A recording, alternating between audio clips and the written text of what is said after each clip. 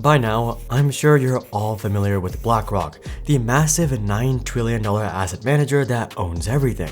But while BlackRock is the world's largest asset manager in terms of AUM, one thing to note is that the power is actually somewhat distributed. At the end of the day, BlackRock is a public company, and its CEO and co-founder Larry Fink only owns 0.27% of the company, or approximately $320 million. It's the same thing with most of the other big players as well. Charles Schwab manages $7.13 trillion, but they too are a public company that's worth over $100 billion. And though its founder, Charles Schwab, is extremely wealthy, in the end, his $7 billion stake only equates to 6% control. Vanguard even takes it one step further. While Vanguard manages $7.2 trillion, they don't even have any shareholders. Vanguard is actually operated as more of a non-profit, and the company is owned by the people who invest in their financial products. One massive asset manager whose power isn't spread out, however, is Fidelity. Fidelity manages $4.9 trillion, making them the largest private asset manager. But not only is Fidelity private, but 49% of the company is still owned by the founding family, the Johnson family. This means that just one family has near majority control over $5 trillion, and we should also note that this isn't institutional money or trading accounts. Fidelity is almost entirely just retirement accounts. In fact, Fidelity is the largest provider of 401k accounts in the US, managing more than 45 million retirement accounts. So the Johnson family basically has near majority control over America's retirement. Fidelity is currently run by Abigail Johnson, the granddaughter of the founder of Fidelity, Edward C. Johnson II. You've probably never even heard of her, but she's actually the 45th richest person in the world with a net worth of $35.8 billion. Now, I do want to note that Fidelity has maintained an extremely clean record over the years. But nonetheless, it's not great for so much power to be concentrated within just a singular family. So here's the story of how just one family came to control America's retirement.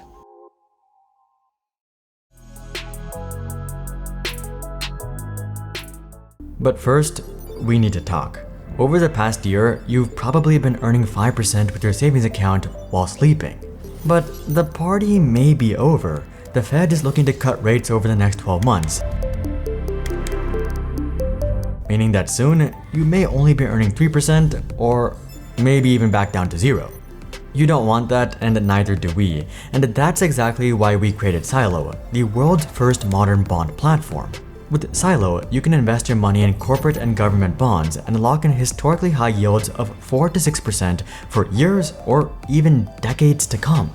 It's as simple as searching for a company you know, selecting how long you want to get paid, and placing your order. And that's it. You're now earning 5.355% from Apple till 2050. With Silo, you can invest for a commission of just $1 per bond and the protection of $500,000 in SIPC insurance and $2.5 million in FDIC insurance. Also, the first 1,000 people to deposit $3,000 using my special link in the description will get the first 3 months commission-free. Download Silo today and have companies pay you. Taking a look back, the story of Fidelity dates back to an American lawyer named Edward Crosby Johnson II.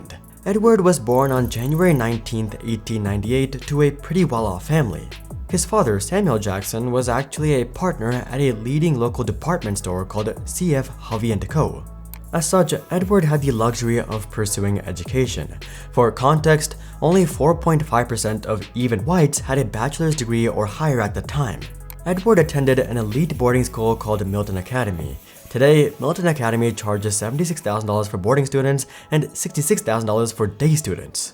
Around the time Edward graduated though, in 1916, the world was at the peak of World War I. So Edward enlisted in the United States Naval Reserve and served as a second-class radioman for approximately a year. After his service, he would return to none other than Harvard, where he earned a bachelor's in 1920 and a Juris Doctor in 1924. On this channel, we've covered several people who secured prestigious law degrees and never used them, like Peter Thiel, but Edward wasn't one of those people. Edward very much went down the traditional path and got a strong job as an associate at a Boston-based law firm called Ropes, Gray, Boyden & Perkin. But Edward also had an interesting side hobby, investing in the stock market. Given his background, you might be inclined to think that Edward was a sophisticated investor, but this wasn't really the case. Edward was very much part of the 1920s retail investing boom, similar to what we saw in the early 2020s. We don't yet know how the 2020s boom will end, but we do know that the 1920s boom ended in the Great Depression. And Fidelity was actually born during the early stages of the Great Depression on May 1st, 1930.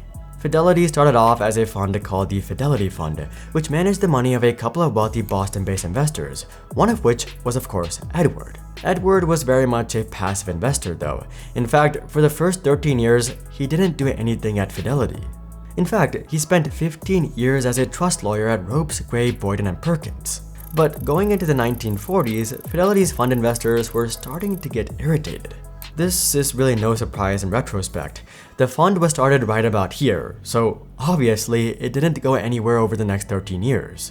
As such, the fund's investors wanted a new person in charge, and in 1943 they would elect Edward as the new president and director.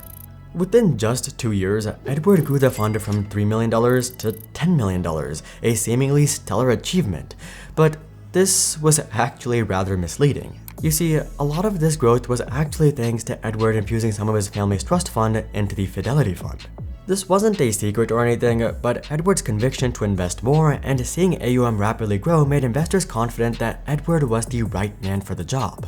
With their support, Edward would establish Fidelity Management and Research Company LLC in 1946, leading us into Fidelity proper.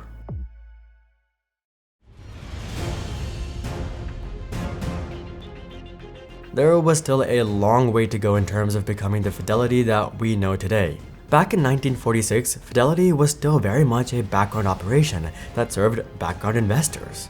Their specialty was professional money management and white-glove client services for wealthy investors, which set the stage for a new generation of investors. In fact, many of Edward's investing philosophies are what eventually became common knowledge. For example, I'm sure you've all heard that when investing, you shouldn't follow the crowd.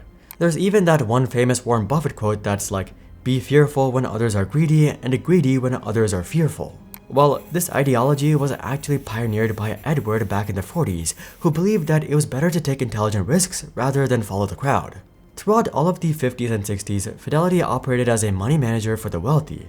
But over the years, they have slowly trended toward the retail market, and this expansion started in 1977 when Edward Johnson II stepped down and let his son Edward Johnson III take over the company.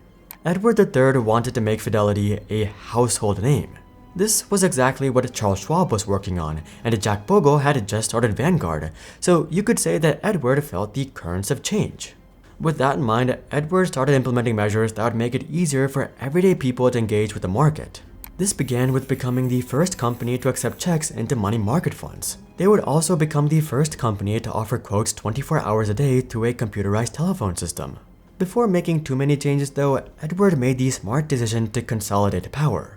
In 1980, he formed a new independent entity that was purely owned by his family and employees of the company, which is actually very important to note. Fidelity doesn't really have any outside investors or private equity owners. It's 49% owned by the family and 51% owned by their employees. It's very impressive that they've been able to maintain that structure through all of these years. But anyway, moving into the 1980s, Fidelity would see two developments that basically made the modern Fidelity. First, in 1982, they entered the brand new 401k market, which, fun fact, wasn't even created till 1978. And two, in 1984, Fidelity entered the brand new computer-based stock trading industry. This gave them the perfect entry into the employer-sponsored retirement market, which launched the company to new heights. But not all of this was thanks to Edward III. Another key player was Robert Posen. Like Edward II, Robert was a lawyer by trade, having graduated from Yale. He would go on to be an executive at Fidelity in 1987, who managed the company's global portfolio, research teams, and insurance and credit card efforts. He would even rise to become the CEO of Fidelity in 1997. He only served as CEO for 4 years, but during that time, he oversaw Fidelity's assets grow from $500 billion to $900 billion, largely thanks to the dot-com boom. And that brings us into the modern-day Fidelity.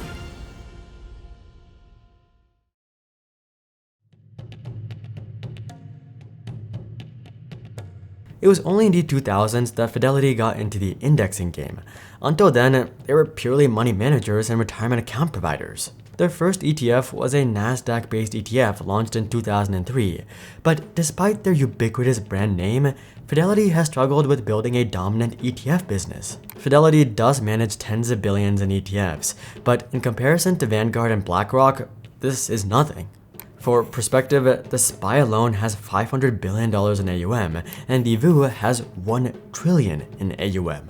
Likely the biggest reason for the discrepancy is Fidelity's high expense ratios. Take the Fidelity Total Bond ETF for example. They charge an expense ratio of 0.36%, which heavily eats into your yields. For comparison, the VOO has an expense ratio that is less than a tenth of that at 0.03%. Breaking into index funds isn't the only area in which Fidelity has struggled either. Another soft spot for Fidelity is venture capital. Fidelity used to have a wing called Fidelity Ventures, but that was shut down in 2010. And that brings us to the current leader of Fidelity, Abigail Johnson, who has had a rather tumultuous past. She joined Fidelity in 1988 after attending Harvard as an analyst and portfolio manager. She worked her way up the rungs of the company and eventually became the company's president in 2001, and this is where the odd behavior began. In 2004, she would try to turn the rest of her family against her father and vote him out of the company. Apparently, this was because she disagreed with the direction her father was taking, but it was her father and grandfather who had taken the company from 0 to 1 trillion in assets, so it's pretty hard to see that perspective. To be honest, this seems like more of a power play. Fortunately, Abigail's coup was unsuccessful in 2004, but Abigail would eventually get the top job 10 years later in 2014. Since then, her biggest contribution seems to be a more crypto-first approach. For example, in 2018, they launched their own crypto execution and custody platform for hedge funds and institutional investors. Similarly, in 2021, they applied for a Bitcoin ETF, which is currently their largest ETF in terms of assets, coming in at $9.2 billion.